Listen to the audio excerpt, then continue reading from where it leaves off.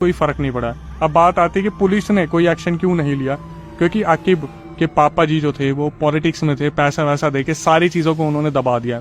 जब समरीन ने बहुत ज़्यादा फोर्स करा निकिता के फैमिली मेंबर्स को कि आप कुछ एक्शन क्यों नहीं ले रहे, तो निकिता की मम्मी ने एक बात बोली कि ऊपर बैठा है ना, वो सब देख रहा है, वो हर चीज़ का हिसाब ले लेगा। अब निकिता की जो फैमिली थी उनमें पापा जी तो थे नहीं और वो बहुत ज़्यादा फाइनेंशियली वीक थे और उन्होंने सारा पैसा अपने मकान में लगा दिया था। ये पूरा इंसिडेंट हुए 1 महीना गुजरा, जब धीरे धीरे समरीन को ऐसा लगा जैसे उनसे कोई बात करने लगा है। उन्हें बार बार ऐसा लगता था कि वो अपने ऑफिस में खड़ी हैं और ऑफिस में जैसे ब्रेक हो गया तो वो लोग नीचे खड़े हैं, ऊपर से एक गमला आया जो अचानक से समरीन के ऊपर गिरने वाला था, लेकिन समरीन को किसी ने खींच लिया। फिर समरीन धीरे धीरे स्लीप पैरालिसिस की तरफ जाने लगी। जैसे जैसे वक्त आगे बढ़ता गया धीरे धीरे उनके साथ पैरानॉर्मल एक्टिविटीज़ होना स्टार्ट हो गई। समरीन को ऐसा लगता है जब वो अपने ऑफिस से निकलती कैब पकड़ने के लिए तो कोई गाड़ी के आगे उन्हें धक्का दे देता और अचानक से फिर दोबारा कोई पीछे खींच लेता। ये चीज़ें बढ़ने लगी और ज़्यादा बढ़ने लगी। 2-3 महीने बाद ऐसा हो गया कि समरीन बहुत ज़्यादा परेशान हो गई थी और उन्हें समझ नहीं आ रहा था जिनसे उनकी अभी शादी होनी है, जो उनके फियोंसे हैं, उनसे उनकी बननी बिल्कुल बंद हो गई।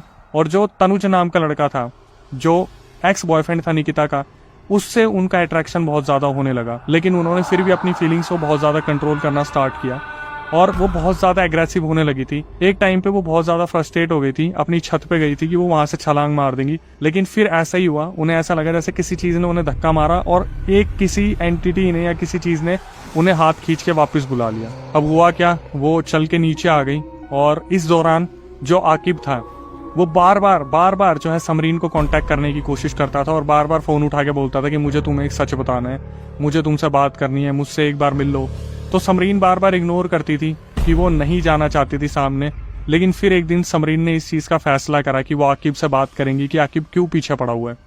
तो जब वो आकिब से बात करने के लिए उनके घर गई तो वहाँ पर उनकी मम्मी भी थी, उनके 3 बहनें भी थी और आकिब की हालत देखी तो आकिब ने 3 जो है ताबीज़ पहने थे, एक गले में, एक हाथ में और एक पैर में। जब समरीन ने ये चीज़ आकिब से पूछी कि उस रात क्या हुआ था तो आकिब ने सब कुछ उनके सामने कन्फेस कर दिया। उन्होंने बताया जो निकिता की बहन थी वो उनके एक्स बॉयफ्रेंड तनुज के साथ इन्हें मॉर्निंग में सरप्राइज देने वाली थी और मैंने बहुत ज़्यादा ड्रिंक कर रखी थी। मैं रातों रात निकिता के घर पे पहुंचा और निकिता को मैंने बहुत सारी कस्में दी और अपने साथ बाइक पे बैठाया और जब मैं फ्लाईओवर से जा रहा था, मेरी 140 की स्पीड थी, मैं वहाँ से इतनी स्पीड से निकला और मुझे ऐसा लगा जैसे बाइक को किसी ने धक्का दिया और बाइक को धक्का देने पे निकिता बाइक से गिर गई और उनका दुपट्टा मेरी बाइक में कहाँ अलझा मुझे नहीं पता। मैं फुल स्पीड में बाइक चला रहा था। जब तक मुझे इस चीज़ का रियलाइज़ हुआ तब तक निकिता को बहुत सारी चोटें लग चुकी थी। तो समरीन का अगला सवाल था, उसके बाद तुमने क्या किया? उधर खड़े आकिब ने बताया कि निकिता उस टाइम पर तड़प रही थी और 10 मिनट तक जो आकिब था बस वो देखता रहा और जो निकिता थी वो गुहार करती रही कि मुझे बचा लो, मुझे बचा लो, मुझे बचा लो। 10 मिनट बाद उनको थोड़ा सा होश आया आकिब को कि उनसे कितनी बड़ी गलती हो रही है, तो वो भाग के गए। उन्होंने अपनी शर्ट उतारी, जो निकिता थी उनके जहाँ जहाँ चोट लगी थी वहाँ लगाने लगे। तो जो निकिता थी तब भी उनसे गुहार लगा रही थी कि मुझे बचा लो। तो आकिब ने फ़ोन करा अपने कज़न्स को और कज़न्स को आने में वहाँ आधा घंटा लगता। तो आधे घंटे तक जो आकिब था वो वहीं खड़ा रहा और निकिता वहीं लेटी रही। आधे घंटे बाद जब ये लोग आए तो इन्होंने क्या करा, गाड़ी में बैठा के इन दोनों को लेके गए और हॉस्पिटल में पहुंचा दिया। सारी खबर आकिब के पापा तक पहुंचा दी और आकिब के पापा ने सुबह तक हॉस्पिटल, पॉलिटिक्स सबको खरीद लिया था। इसके बाद क्या हुआ, निकिता जब हॉस्पिटल में आई थी तब तक भी उनके प्राण चल रहे थे, लेकिन जैसे ही उन्हें व्हील चेयर पर बैठाया और धीरे धीरे ऑपरेशन थिएटर की तरफ ले जाने लगे तो उन्होंने अपने प्राण त्याग दिए थे। ये सुनने के बाद समरीन ने सबसे पहले तो आकिब को चाटा मारा। तो आकिब की मम्मी बीच में आ गई और बोलने लगी, बेटा वो जो लड़की है निकिता वो मेरे बेटे को लेके जाएगी, वो इसे बार बार दिखती है और इसे बोलती है कि चल मेरे साथ। बड़ी मुश्किल से आकिब जो है वो बचा हुआ है और समरीन कुछ भी नहीं सोचती है। सीधा सुनने के बाद निकिता की बहन के पास आती है और निकिता की बहन को बोलती है कि ऐसा ऐसा निकिता के साथ हुआ था, चलो पुलिस कंप्लेंट करेंगे। तो समरीन की बातों को निकिता की बहन सुनती है और केस फाइल करने के लिए सोचती है, एक वकील से बात करती है। तो वकील बोलता है कि कन्फेस तो समरीन के सामने किया है ना, हम इस चीज़ को प्रूव करेंगे, हमारा बहुत ज़्यादा खर्चा लग जाएगा और शायद मैं आप लोगों को इंसाफ ना दिलवा पाऊँ। ये सुनने के बाद निकिता की बहन और उनकी मम्मी बहुत टूट गई और उन्होंने फिर समरीन को एक ही बात बोली कि ऊपर बैठा देख रहा है, वो अपने आप हिसाब ले लेगा। समरीन वापस अपने घर पे आ गई और धीरे धीरे उनके साथ बार बार ये चीज़ें बढ़ने लगी, जहाँ पर उनके कान में आवाज़ आती कि तुम्हें सच का पता है, मुझे इंसाफ दिलाओ, तुम्हें सच का पता है, मुझे इंसाफ दिलाओ। मुझे इंसाफ दिलाओ। तो जो समरीन थी वो बहुत ज़्यादा परेशान रहने लगी ये सारी चीज़ें जब हो रही थी। उन्होंने क्या करा, कुछ टाइम तक तो इन चीज़ों को झेला। उसके बाद अपने घर पे जाके सब कुछ अपनी मम्मी को बता दिया कि मम्मी मेरे साथ ऐसा हो रहा है, मुझे बार बार आवाज़ें आती हैं, ऐसा लगता है कोई खींचता है, कोई धक्का देता है, बार बार मेरा कूदने का मन करता है। तो समरीन की मम्मी ये सब कुछ सुनती है और उनकी यूपी में एक रिलेटिव थी, उनको कॉल करती हैं। वहाँ पे जो यूपी की रिलेटिव थी वो इन्हीं चीज़ों में थी, तो वो बोलती कि समरीन से मेरी बात करवाओ। तो जब वो जो रिलेटिव थी जो इन्हीं चीज़ों में थी, ब्लैक मैजिक एंड ऑल, वो समरीन से बात करती है कि क्या हुआ, तो समरीन सब कुछ बताती है। तो वो बोलती है समरीन को रुको मैं अभी कॉल करती हूँ। और एग्जैक्ट 10 से 15 मिनट बाद समरीन के पापा के पास फ़ोन आता है कि लड़की के पास टाइम बहुत कम है, जितनी जल्दी हो सके लड़की को फटाफट से यूपी लेके आ जाओ। ये लोग सेम टाइम पे सुबह 10 बजे फटाफट से गाड़ी लेके निकलते हैं और शाम के 4-5 बजे तक यूपी पहुंच जाते हैं। 4-5 बजे जब ये लोग पहुंचते हैं वहाँ पर, तो जो रिलेटिव थी वो अपने घर में समरीन को बुलाती हैं और उनके आगे पीछे घेरा बनाती है और बोलती है कि तू क्या चाहती है इससे। उन्होंने जैसे पहले ही सारा प्रबंध कर रखा था। तो समरीन की बॉडी में अचानक से निकिता का प्रवेश हो जाता है और वहाँ पर निकिता फूट फूट के रोने लगती है कि मुझे इंसाफ नहीं मिला, मैंने कभी ऐसा नहीं किया था, किसी का बुरा नहीं किया था, मेरी मम्मी और मेरी बहन अकेले रह गए, मुझे इंसाफ नहीं मिला, मैं उसको ख़त्म कर दूंगी, उस लड़के को ख़त्म कर दूंगी, वरना उसकी किसी एक बहन को मैं लेके चली जाऊंगी। तो वहाँ जो रिलेटिव खड़ी थी वो बार बार समझा रही थी, नहीं बेटा तू ऐसी ख़ानदान की नहीं है, तुझे ऐसा नहीं करना। लेकिन समरीन ने बताया कि बाद में उसे ये चीज़ें बताई गई कि उस टाइम पे जो निकिता की स्पिरिट थी वो इतनी ज़्यादा एग्रेसिव हो रखी थी, इतनी ज़्यादा एग्रेसिव हो रखी थी कि उसने ठान रखा था कि या तो वो आकिब को लेके जाएगी या तीनों बहनों में से किसी को लेके जाएगी। हालांकि इस चीज़ का सॉल्यूशन दिया गया, जो समरीन थी उसको तो बांध दिया गया कि निकिता अब उनको परेशान ना करे।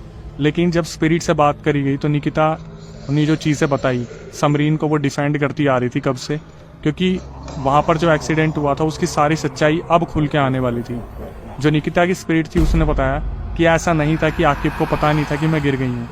जब वो गिर रही थी तो उन्होंने आकिब की शर्ट को पकड़ा और खींचा, लेकिन आकिब इतने नशे में थे कि उन्होंने बाइक को और रेस दे दी और वो जो निकिता थी वो 100 से 150 मीटर घसीटती हुई बाइक के साथ गई। आखिर में उनका सर जाके कहीं पे लगा था। ये सुनने के बाद सब बहुत ज़्यादा वहाँ पर परेशान थे और जो समरीन की मम्मी थी उनकी आंखों में भी आंसू आ गए थे, क्योंकि जो निकिता थी वो भी उनकी बेटी की बराबर थी। निकिता की स्पिरिट ने बताया कि एक्चुअली में वो आकिब की वजह से एक्सीडेंट नहीं हुआ था। उस हाईवे पे आए दिन किसी न किसी का एक्सीडेंट होता था। वहाँ पर बहुत सारी इविल स्पिरिट्स थी जिन्होंने जब देखा कि आकिब नशे में है तो उन्होंने क्या करा, बाइक की तरफ पुश किया और बाइक डिसबैलेंस होने की वजह से निकिता गिर गई और पूरा का पूरा इस तरीके से इंसिडेंट हुआ था।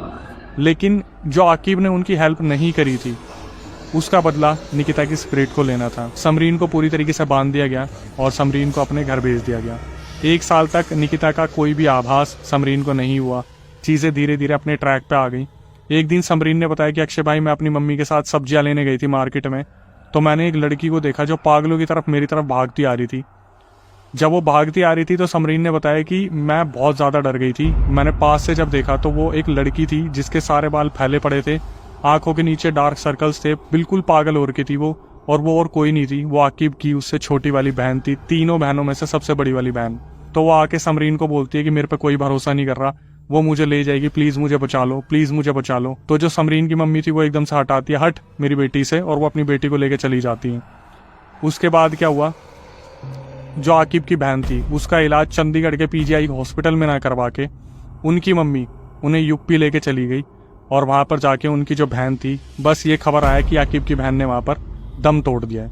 और एक्चुअली में हुआ क्या था कि निकिता किसी एक की बलि मांग रही थी, चाहे वो आकिब होता चाहे उनकी बहन होती। लेकिन समरीन ने बताया कि हमारे समाज में लड़कों को बचाने के लिए किसी की भी बलि दी जा सकती है, क्योंकि लड़का इकलौता था, लड़कियां 3 थी, तो सबसे बड़ी वाली बहन की बलि दे दी गई थी। अब जो चीज़ें हैं वो और भी दहलाने वाली आई हैं कि निकिता और आकिब की जो बहन है सबसे बड़ी वाली, जिन्होंने उत्तर प्रदेश में अपना दम तोड़ दिया, वो बार बार आकिब की मम्मी और पापा के सपने में जाके बोलते हैं कि हमें पूरा हिसाब चाहिए। और आकिब की बहन उनसे पूछती है कि मेरी क्या गलती थी जो तुमने आकिब के बदले मेरी बलि दे दी। और ये चीज़ें अभी भी उनकी फैमिली के साथ रुकी नहीं है। हालांकि समरीन जो है वो बिल्कुल ठीक है और बाकी सब ठीक है, बस अगर किसी के साथ कुछ हो रहा है तो वो आकिब की फैमिली है और उनके साथ होना बनता भी है। तो आखिरी में आके मैं यही moral of the story conclusion दूंगा कि अब आप इतने छोटे नहीं रहे हो, आपको समझ में आ जाना चाहिए कि कौन आपके लिए अच्छा है, कौन बुरा है। अपने माँ बाप के अलावा आपका कोई भी सगा नहीं है।